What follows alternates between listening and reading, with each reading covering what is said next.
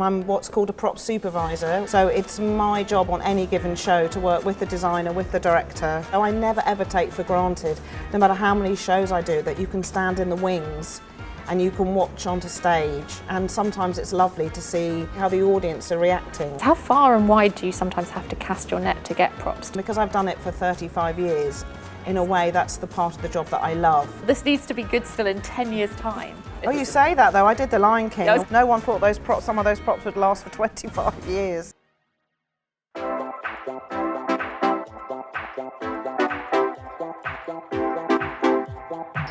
Welcome to the Bridge Theatre podcast, where we're going to meet the people who make the magic happen. On stage, backstage, and everywhere in between. We'll find out where their passion for theatre started, the moments that made them, and even what their fantasy production would be. I'm Pauline Fallowell, your host, so get comfy and we'll get started. This week we're talking to legendary prop supervisor Lily Mollgaard. She's worked in theatre for over 35 years. She's worked here at the Bridge since 2018 on our production of Julius Caesar, and has worked on a range of productions including Guys and Dolls. She's also worked on dance, musicals and plays in the West End. Let's go and meet her. Well, thank you so much, Lily, for coming in today. I know you have a very busy schedule. I mean, the amount of shows that I know you have worked on across your time, not just here, but across the West End, London, UK, is incredible. But do you want to give a quick introduction to yourself and say what it is you do and a little description of what that actually entails?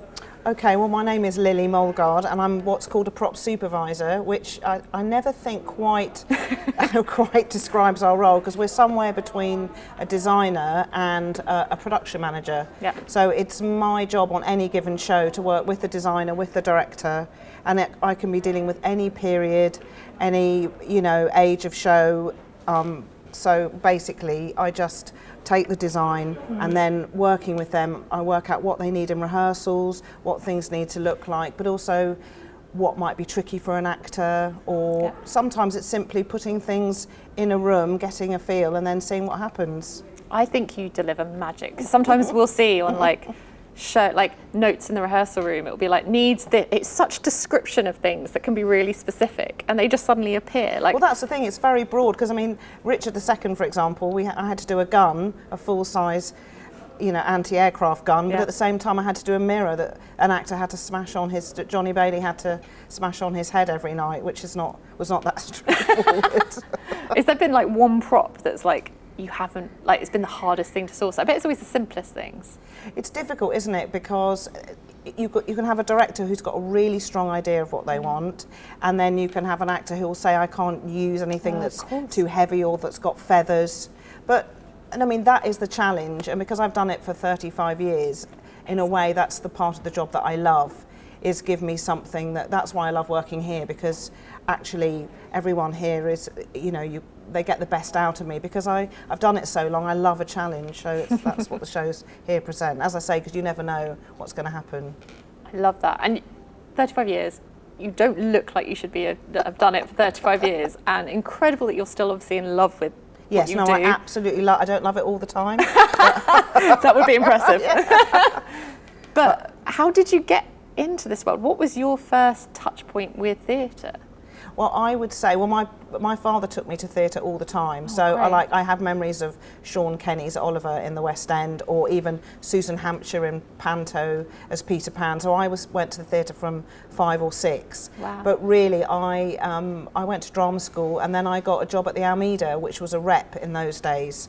Nick worked there. It was under Jonathan Kent and Ian McDermott. Nick Starr, you mean, don't you? Who's Nick Heitner directed in the first season. I mean, both of them have done it. I didn't know Nick Starr actually, because he was after my time. Yeah. But what it meant is that every 6 weeks we had a different designer, a different show. So I met Bob Crowley there. Wow.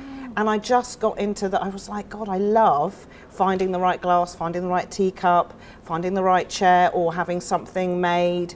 And from that, when I left, I didn't even know that prop supervision was a job. I was going to say, what did you study? Did you study? No, I did stage management and technical theatre. Okay. But I met at the Almeida someone who gave me my first opportunity to work on a big West End musical, which was Jesus Christ Superstar. Wow. And from that moment, I just fell in love. And that was it. What was it at that age of 5 or 6 that really, was it because your dad took you? Was it the kind of going with your But dad. it's that magic, isn't it? I mean, I could even have got memories of Danny LaRue in, not in Gypsy, one of those big old-fashioned musicals. I can remember him, you know, age 7 or 8, bursting through a door and coming down a big grand staircase. There must be something very camp in me, maybe, that I just thought, oh my God, I love this. And would you be doing it at home at the age of 6 or 7? No, I was... Were you definitely an audience member? Yeah, definitely an audience member. I think my only acting experience, I was cast as 2 men because I went to a girls' school. And that was it. And I remember thinking, this absolutely is not for me.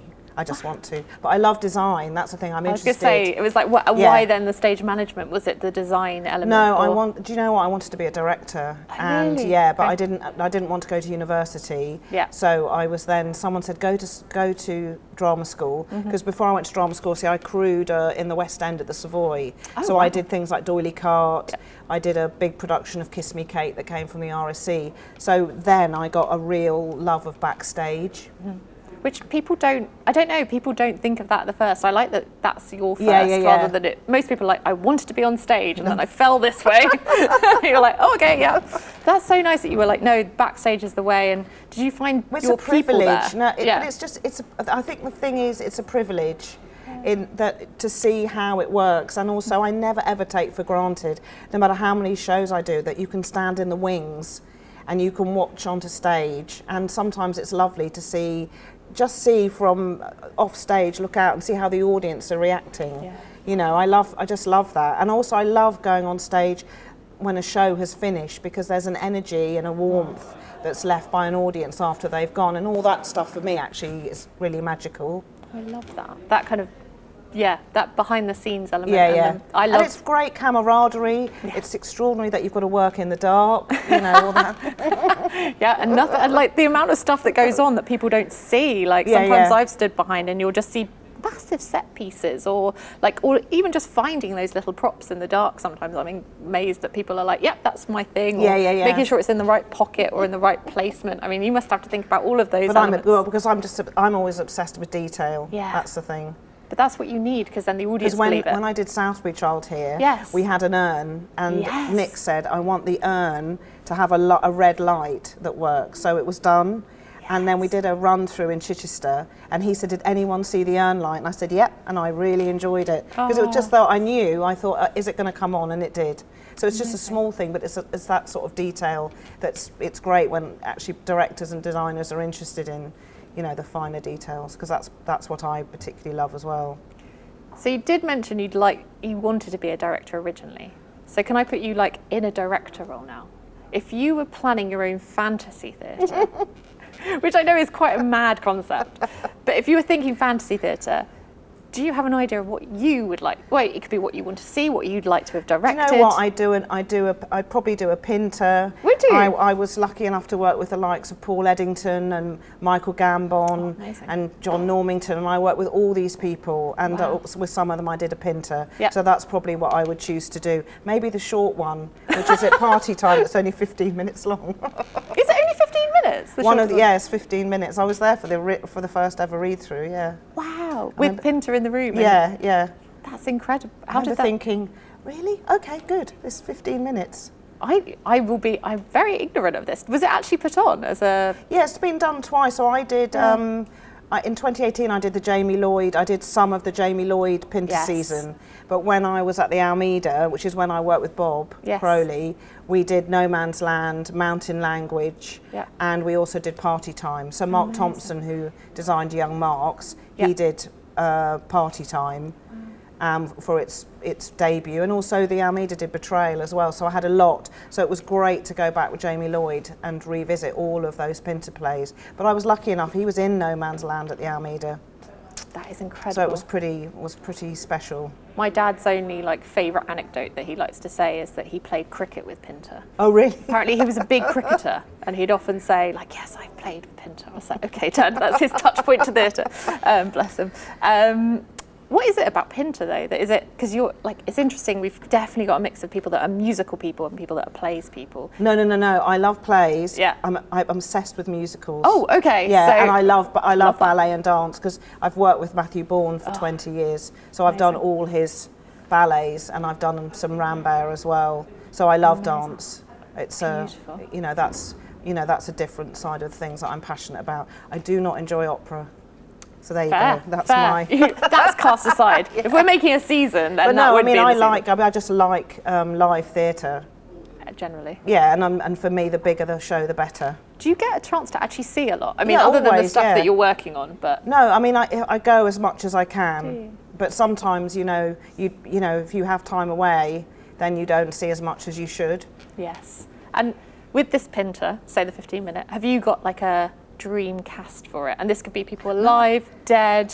No, I say people like Michael Gambon. Would it be Gambon? Yeah, John Normington I work with, and Paul Eddington. Yeah. So you choose them as your. Yeah. They would be your team. Well, because I was like, I feel really privileged to have worked with them, and they were incredible. extraordinary actors.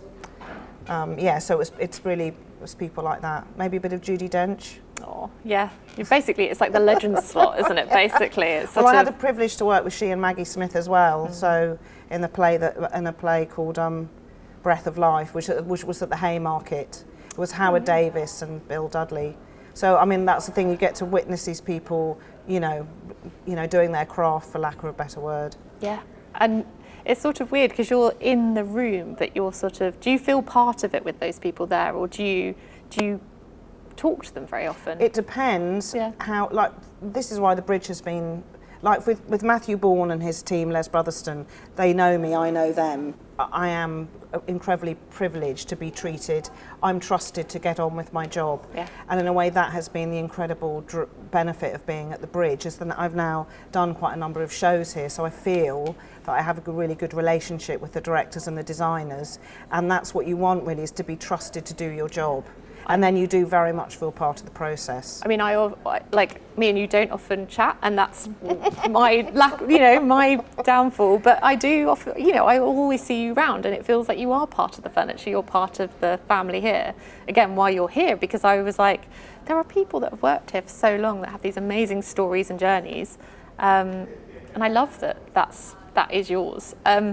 Well, would you want to direct it then, this Pinter piece that has these people? Would you like to step into the director's shoes once? Probably not. I don't know. I mean, I'd love to do the props and the furniture. Would you? Yeah. You stick there. Yeah. Can you see what it would be already? Would you have I don't want you to pick favourites because I know that's really tough when you're in your position. No, I can't. Already some of my designers have said, you're not going to choose, are you? I said, oh no, not at all. Are they seriously? Yeah. I love that you've already had that conversation with them. But you have worked with amazing people, as you've said. You've already said Bob Crowley or Bunny Christie. Yes, or Les Brotherston, yeah. Yeah, we're so lucky, I think, in this industry to have these amazing people to work with. Where would you want to place this Pinter piece? I mean, I love the Comedy Theatre as it's known, Yes. which is now renamed the Harold Pinter. So it is the Harold Pinter. Probably one of the small West End houses, or even one of the houses on Shaftesbury Avenue. Traditional theatre, done well. Yeah. And you wouldn't just do the 15-minute, would you do it as a season of all of a few of them?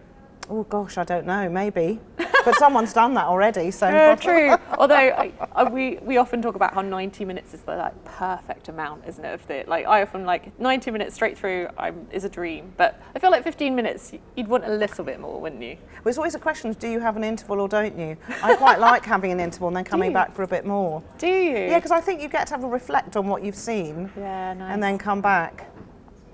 Would you need a good bar at whatever theatre you've got? Maybe without West End prices. Well, yeah. Drink of choice at the interval? Oh, gin and tonic. Oh, classy. I like that. I really like it. Have you already got a design? Is there a sort of Pinter design that you'd go with? Is there a specific table or It's difficult. When I did the Pinters in town, they were done by Sutra Gilmore, so she did them really simply, and it worked brilliantly. And when I did them with Bob at the Almeida, he did them all in velour and very simply. So either of those would be great. I love that. Keep it simple. Yeah. Because how far and wide do you sometimes have to cast your net to get props? Do you go? Oh, really far? Because I could work in any pit. I mean, you can because sometimes you do naturalistic. Yeah. So I did the Globe under Mark Rylance. So then it was all about 16th century, and for a while that was really interesting because you were doing stuff that had to be real for the time. Yeah. We were given a lot of privilege in research, but most of the time you're realising someone's vision of what they want to see on stage, and that can be based on something that's very stylized or something that's very, you know, very real, or something that's in the 60s or something that's present day. But I enjoy the whole, you know, the whole gambit. That's amazing. I mean, yeah, you do want a museum of all of these things, but I don't feel like it's ever going. It's probably your house, isn't it? No, not probably my store. Yeah, at some point. But also stage props are often not real either. No. You know, I always say to people, they sort of leave the stage and then, you know, you see them in a store somewhere and they look a bit sad and a bit tired. It's a bit like they've had, you know, they've had their moment. They've had their moment to shine. Apart from those bits and pieces that do get sold on and put in different places. And yeah, as I said, I have the rug from Alice Always in my house, and it's joyous. I must have a look at the photographs. I must remember that if we ever need it. I love that. You'd be like, can I have it? And that's what I also love is sometimes you get calls out. Like one of my team is her shoebox got used. Yes, that's right. Richard II. And she's like, that's my shoebox. So I was like, but people get I know people get a real treat out of seeing things that. Well, a friend of mine lent her Louis Vuitton holdall for the Queen to bring on and off. Oh wow! And she got to the interval and she said to me, "Well, I haven't seen it." And I said, "You wait." I said, "It's got such a big moment." Because it gets carried on and dropped on the stage. So I said, and it's on its own with the Queen. I love that. With its own scene. It's such a big thing, but I feel like props never get, I suppose they're in design, aren't they? They're sort of looped into that world rather than there being accreditation in itself. Do you feel like you do get a sense of pride when something wins Best Design or? Yeah, because I mean, I have been thanked before. Good. And also most of my clients I've been with for 10, 20 more years. So it is a collaboration. You know, Bunny and I have done such a great body of work together that I'm really proud. The same with, you know, Sutra Gilmore, and I'm now working a lot with a designer called Tom Pye, and we're doing Paddington the musical together. We did My Neighbour Totoro together, but years ago we did, you know, a couple of shows at the E&O. It's the same with Bob Crowley. You know, we started working together in the early 90s, so you know, for that I feel, you know, it's great to have that sort of relationship. Yeah. I mean, that is what theatre is, isn't it? And it's great that they, you know, for me, it's if they want to come back and use you again, then that is, you know, that's a tick. Yeah, isn't it? exactly. Testament. And you have, how big is your team? Because you have a few of you, don't you? Yeah, I have about 20 people who work for wow. me. And then, you know, I have workshop storage and stuff, but I try not to be a big company because for me, I want it to be personal, and the people who I work for want to see me. Yes. Yeah, and I feel that that's why I like coming to the Bridge, because I feel that, you know, it's about, you know, me working directly with them and giving them, you know, the best, you know, product I can, I suppose, or job I can do. And talking about the Bridge, because you have worked on, the first one being Julius Caesar, and you've worked on a number of our shows. What has been one of the highlights, or the Julius Caesar? Has it? Simply because I remember, I can't say who, someone said, "Oh my God, it's like an 80s Shakespeare." And we stood downstairs in the theatre, and it was very atmosphereless, but Nick looked really happy. And I thought, and then the audience came in. And Nick Heitner, sorry, just to say, Nick Heitner being the director. Yeah. And then the audience came in, and something extraordinary happened. And I've been privileged enough to subsequently work on Midsummer Night's Dream and Guys and Dolls, who all brought that space to life. But there was something about that first preview on Julius Caesar where you saw the audience much there, get was it. There? I'm trying to think. No, it was so sparse, Spartan, wasn't it? Because we just had the But we had the coffin, we had the big staircase, we had the big Julius Caesar carpet, and we had a lot of guns. We did have a lot of guns. And the nut cart at the beginning. No, that's not. Was that the nut cart? Oh, yes, it was the very famous nut cart. Very famous Called nut cart. Bellaray and the nut cart. She did so well with sourcing that nut cart. But you know, you have those moments when you go, oh, okay, you knew exactly, Nick Heitner knew exactly what he was doing.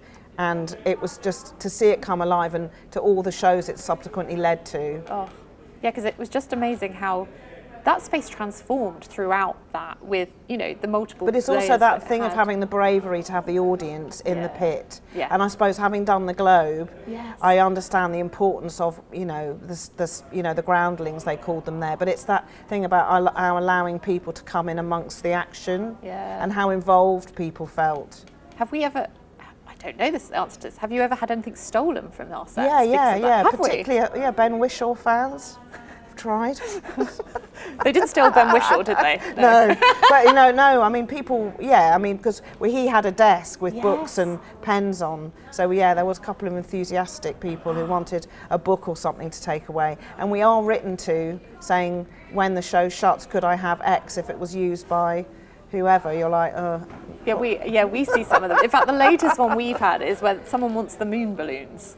I was like, they're huge. How are you going to take those? They wrote to me about them. Oh, did they? Yeah, because I said, it's hard for people to understand that moon balloon, has to specially light up, and then that's a scenic painter, 3 days' work to make it look like the moon. Wow.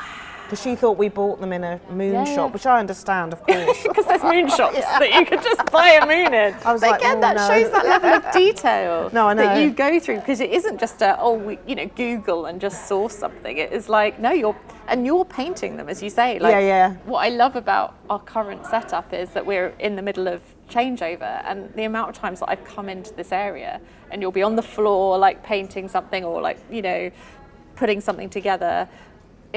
I love that, again, it's that level of detail. It's also, we're really lucky that here, I mean, when we do shows in the West End and shows here, they let me bring 9-10 people here who do painting, carpentry, upholstery, general props. And it's fantastic to have the workshop here and what's going on stage just through the doors. So we can react immediately to anything that's needed. And that, for me, production is my favourite bit. Just to prove we are in the middle of get out, get in, I love that they've literally come to pick up the costumes. That's incredible. I think those are dream costumes going out. So we've got lady costumes coming in, and that is literally how they're all bagged up. This is the other thing, isn't it? Like, we forget that they magically have to be transported here and there. Maybe they're going to be cleaned. They probably are going to be cleaned. They're cleaned on a regular basis, right? They don't just wear the same. I remember as a child, I used to think, gosh, they must have to wear the same things for weeks. And then you're like, no, there's a whole team down there doing that. Do you ever have that thing where actors or directors need a prop to see it, or to become a character, or to see a character before? You've got to. I mean, there's a hierarchy. So obviously, shows are designed, but then the director becomes involved. So if they have a good relationship or a very good collaborative relationship, then it will go through the designer. But sometimes, particularly, if it's a very complicated show, then you work directly with the actor in conjunction with the director. So hopefully, because I have a good relationship with my designers, they'll say, fine, whatever the actor needs. But sometimes the actor, they want a prop, they have a personal prop they have to use all the time. It can be too heavy, or... Will they come to you, or will they go via... So they'll have a chat to you and go... Or go through stage management. But also sometimes actors need certain props. Like I just did, Ray Fiennes just played Henry Irving.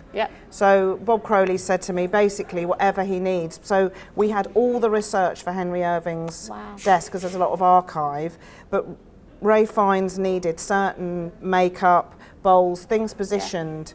And it's really important for my job to be sympathetic towards the actor. Has to go on stage in front of an audience, so whatever they need to make it work for them. And that's what one must never forget, is that I don't have to go out there and expose myself. And also, it is. It's as simple as, whether they need, a certain colour of something, or a certain pen, or a certain notebook, or, anything that helps them, find their character. I mean, even when we did Richard II here, we dealt with Royce and with Jonathan Bailey about their chairs. They were very particular about how their chairs were. How is the crown box? How do the files work? It's everything. Because a chair can completely change the way you sit. 100%. And they've got and it's about them feeling that they're comfortable, and also often that they're not too low. Yes. So it's always you don't want a distracting squeaky chair, or... Ultimately, I'm there to provide the props and furniture to aid the production. So it's not about me, it's about what is needed. And have you learnt craft, what's, you talking about making things, have you learnt crafts from doing this? So I have a really wide and extensive knowledge of how things are made, built and constructed. I have to, because I have to commission people to make furniture, to make props, to do whatever. But also I have in people who work for me, very, very clever people. So it's often for me, it's going to the right person and saying, okay, for instance, I need a hand mirror that the actor can smash in their head every night, that it's never going to fail, but it's not going to hurt them, and it's not going to shatter all over the stage. What was it made of? Oh, it's sugar glass. Was it sugar glass in the end? Sugar glass, yeah. And you just have to know, like, as you say, it's trust, but have you learnt anything that you're like, oh, that's a fun skill that I've learnt through this? I don't do it anymore. Do you not do it No, anymore? when I started, I did making, but the trouble is I have to really look at the big picture. So, That's always the boring thing about becoming management, isn't it? Like, you don't get to do the fun little bits anymore. I find that. And you're like, yes, I'm going up in the world. And you're like, yeah, but I want to go and do that fun little thing down there and make that. I'm sure you put your hand to it a little bit. I can't. You must, because you'll get pulled away from it. Yeah, true. That's so true. No, I mean, I love scenic painting and I love, sort of more traditional skills, but I'm also fascinated by the people I know who can, work in wood or, fiberglass or do any of that stuff. I think it's incredible. But then I've got people who make, really amazing mechanical props, and I think, God, maybe I should have done that instead. I bet they make a lot of money these days in that sort of world. No. Do they not? No, we're all craftspeople. Yeah, very true. Yeah, true. We're all theatre people, I mean. Exactly, yeah. Has there been the biggest challenge here at the Bridge? Has there been one prop that was like the hardest to source or the hardest to get right? Sorry, that's a really tough question. No, it's a really tough question. Because in every show, you can guarantee you get a prop list, that's how it starts. You read the script, you do a prop list. Yeah. There'll always be something, and quite often it'll be the thing you'll go, oh, that'll be fine, I'm not going to worry about that. And then it becomes the thing that's most worrying. And actually, for instance, when I did Guys and Dolls, when they told me that they wanted 49 chairs that were going to be on a 5-foot high platform, that people of all ages, shapes and sizes were going to jump up and down on. And lift up in the air. And they had to not break, I was like, okay. Yes, because they all, they stood on them, they threw Jumped them in on the air. them, but they're 5 foot in the air, so the lift in itself has movement. Yes. So, I never thought about that. Yeah. I always thought, as you say, there's just chairs on the stage. No, so every single one had to be bespoke, strengthened in relation to both who used it, but they all had to be of the right period and the right style. With the names on each of the chairs? Yeah. And they were numbered. Were they? Yeah. Because did they change chairs? Or Yeah, did because they move them with... No, because they had to run, didn't they? Some of them ran diagonally across the chairs. Yes. Oh my gosh, I hadn't even... Again, it's those little details that are just amazing when you dig into live theatre. Because, again, it's not like film or something, which, if that broke, you just cut it and find something else. But also you can't risk... The other part of my job is I cannot risk someone being on a chair, breaking, and then falling off. So, I have to think about all of that as well. Wow. When I'm given that that's the responsibility that I hope people, that's why I get asked back, because, that's a responsibility that I'm expected to do. Have you done a screen as well as stage? Yeah, I didn't like it. Did you not? No, I did film. I nearly went over to the dark side at sort of in the early noughties. Yeah. I did a massive Pinewood film and I just didn't like it. Wow. Was it just the... So slow. Oh, interesting. Yes, much slower. So, we can do a day and you might see an hour of show or half an hour of show. You can do 8 hours then, you'll get 30 seconds. So the end result is really wow, seeing it all come together.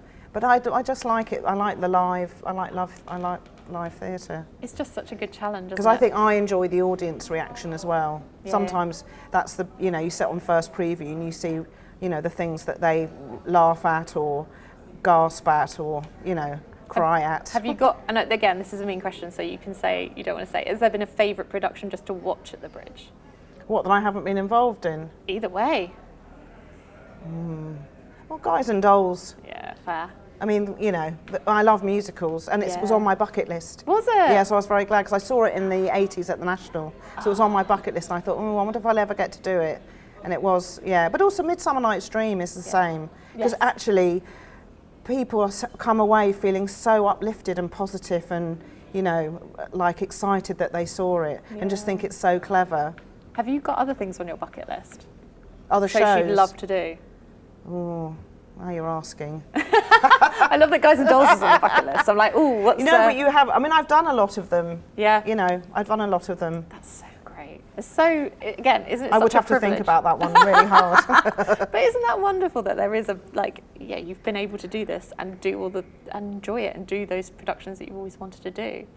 I mean, my next question is therefore going to be hard, I'm sure, for you, and you're going to turn around and go, no, nothing else. But, you know, in the sliding doors moment, in that moment that you didn't get into drama school, or that you didn't work at the Almeida, or that your dad didn't take you to anything because he decided that he hated theatre, do you know where you'd be today? Is there somewhere else? I bet you I would have done interior design. Would you? Yeah, I'm sure. But, you know, I wouldn't still be doing it after 35 years if I didn't love it. Yeah. And when I read that question, I had to really think about it, because I thought, actually, if I didn't, you know, I'm still doing it because, you know, I love it. So it's incredibly difficult to think about what else you would do. And would you do it for another 35 years? Yeah, but it'll make me really old, Pauline. No, you're timeless. You're never going to stop. I love that. Oh, you'd be great at interior designs. Would you do the whole thing as well? Would you do Yeah, well, I did the interior of the Dryden Street for the Donmar warehouse. That must have been fun. Yeah, it was really fun. So that is fun, but you've got to deal with much more of the individual. This is theatre's great because it's much broader.